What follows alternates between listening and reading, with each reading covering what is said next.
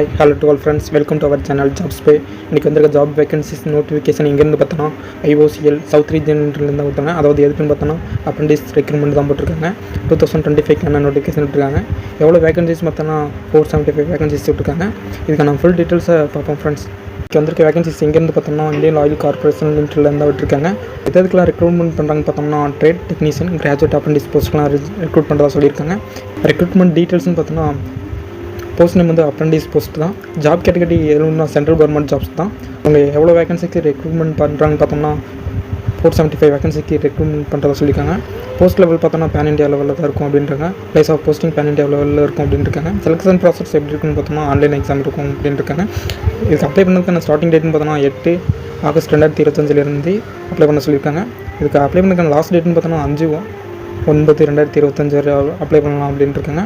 அதாவது செப்டம்பர் 5 வரை அப்ளை பண்ணலாம் அப்படின்றாங்க. அப்ளை மட்டும் பார்த்தோம்னா ஆன்லைனில் தான் அப்ளை பண்ண முடியும்.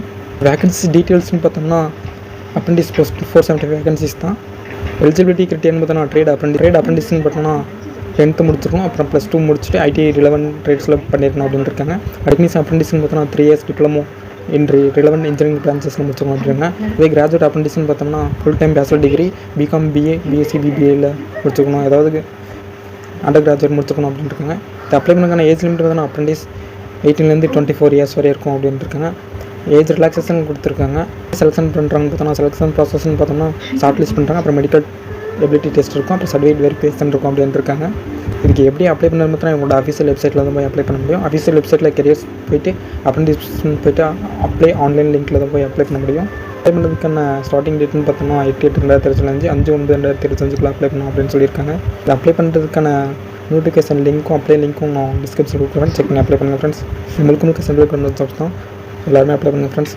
So all the best to all friends.